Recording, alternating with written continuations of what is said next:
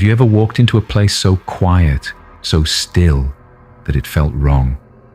A place where the silence isn't peaceful, but oppressive, like a heavy weight pressing against your chest.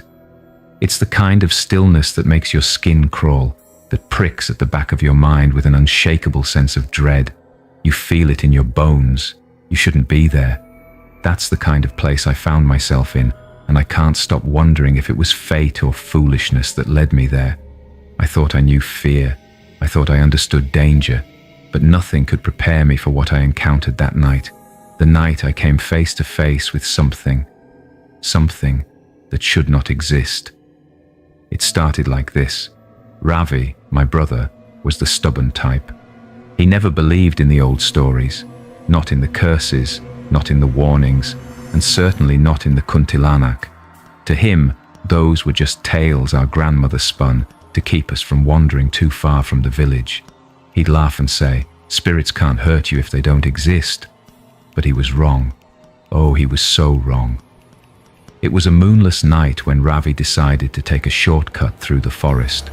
The darkness seemed to stretch endlessly, wrapping the trees in a thick, oppressive shroud. The faint rustling of leaves overhead sounded like whispers carried by a wind that barely stirred the air. A damp, earthy smell filled his nose, heavy and cloying, as though the forest itself was alive, breathing around him.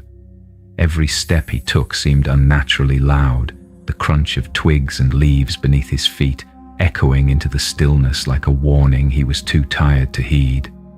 He was tired after a long day in the fields, and the path through the banyan trees would cut his journey in half. That forest, it had always been a place of whispers, a place the villagers avoided after dark. But Ravi, he didn't care. He grabbed his lantern and set off, completely unaware of the nightmare waiting for him. He told me about the humming before he disappeared. It wasn't just a sound, he said, but something alive, something that wrapped around him like an invisible thread, tugging him deeper into the forest. At first, it was soft and sweet, like a lullaby sung to a restless child. But then it shifted, growing mournful, almost pleading. It had a rhythm that seemed to echo his heartbeat, as if it were syncing with him. And beneath it all, there was a faint whisper, too low to make out words, but unmistakably human. The sound crawled under his skin, making it impossible to think of anything else. Ravi said he felt like it wasn't just calling him, it was pulling him. Sitting on the gnarled roots of an ancient banyan tree, she looked almost human. Her long black hair hid her face, and her white dress, if you could call it that, was in tatters. She rocked back and forth, humming that sorrowful tune. Ravi said he froze, unable to move, his legs like lead. He told me he called out to her, against his better judgment. "Miss, are you okay?" The humming stopped. Slowly she turned her head, her hair parting like a curtain, and beneath it, her face, hollow, lifeless eyes, skin so pale it looked like it hadn't seen sunlight in centuries. And that smile, a twisted, unnatural grin that stretched too wide. Ravi said he'd never felt terror like that in his life. Then she laughed, low at first, but it grew, echoing through the trees like it was coming from everywhere. He dropped his lantern and ran. He never told me the rest. The villagers found him at the edge of the forest, trembling, barely able to speak. He kept saying her name, Kuntilanak, the Kuntilanak. They told him he'd been lucky to escape, that most who see her don't make it back. But Ravi, he wasn't the same after that. He didn't sleep, he didn't eat, and he wouldn't. He wouldn't stop hearing the melody.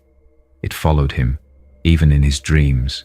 Sometimes, in the dead of night, he would wake screaming, his hands clawing at his ears as if to drown it out. Then, one morning, he was gone. His hut was empty, the door wide open.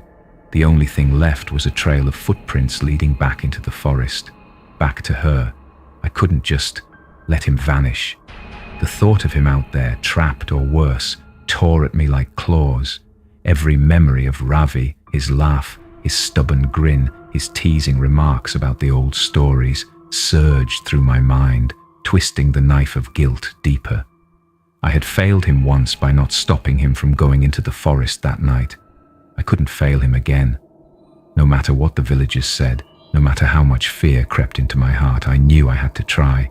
He was my brother, and I had to bring him home, or at least uncover the truth of what had happened to him. It was colder than it should have been. The kind of cold that settles in your bones and makes you feel unwelcome. The forest was silent. No birds, no insects, just the sound of my footsteps and the faint rustle of leaves in the wind. My breath formed misty clouds that dissipated too quickly, as if the air itself was swallowing it.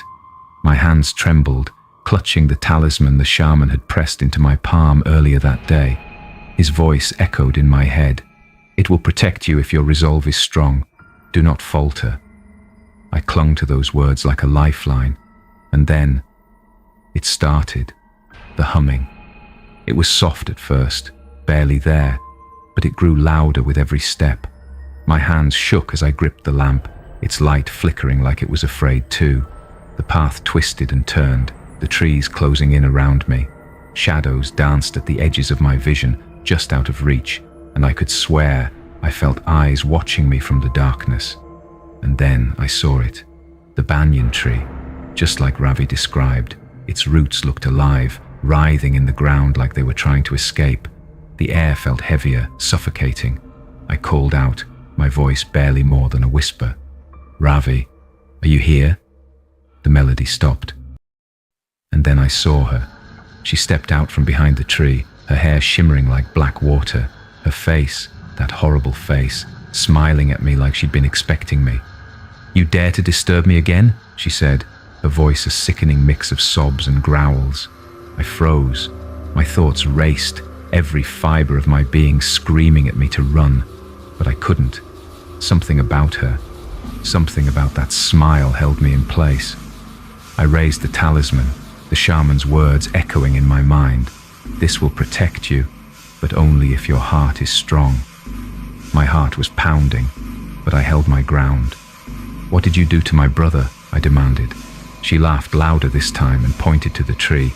I followed her finger and saw them, faces, dozens of them pressed into the bark, their mouths open in silent screams, and there, among them, was Ravi. His eyes wide with terror, his face frozen in anguish. "You think you can save him?" she hissed. "He's mine now. They all are." Her voice grew louder, echoing around me as if the forest itself were speaking. "And soon you will join them." I screamed. I lunged forward, driving the blade into the nearest root. The tree shuddered, and she screamed, her form twisting into shadows and smoke. The ground beneath me gave way, and I was falling, tumbling into darkness.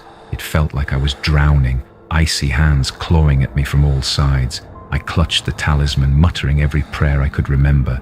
The air was thick, choking me, as whispers surrounded me, accusing, pleading, mocking. And then, a light. Blinding, searing light. It burned through the darkness, forcing the shadows to retreat. Her screams, they'll haunt me forever. When I woke, I was at the edge of the clearing. My body ached, as if I'd been dragged through the depths of the earth itself. My hands were trembling, scraped and raw, clutching the talisman so tightly it had left an imprint in my palm. My breaths came in shallow, uneven gasps, each one burning my chest as though I'd been suffocating for hours. Tears streamed down my face, though I couldn't tell if they were from relief, grief, or sheer terror. My mind was a haze, replaying fragments of what I'd just endured, unable to make sense of how I had survived. The cold, damp earth beneath me felt strangely real and grounding, but even then, I couldn't shake the feeling that something, or someone, was still watching me from the shadows. The tree was silent. Ravi's face was gone. They all were. I stumbled back to the village, broken but alive. The elder told me I'd freed them, that their souls were at peace. But peace is a strange thing, because even now, in the quiet of the night, I sometimes hear it, that melody, faint, but there. And I wonder, did I really escape? Or is she still waiting for me? They say the forest is forbidden now, that no one dares to go near the banyan tree. But if you ever find yourself in a place so quiet, so wrong, and you hear a melody floating through the air, don't follow it. Don't look for her, because she's waiting, and she always finds what she's looking for.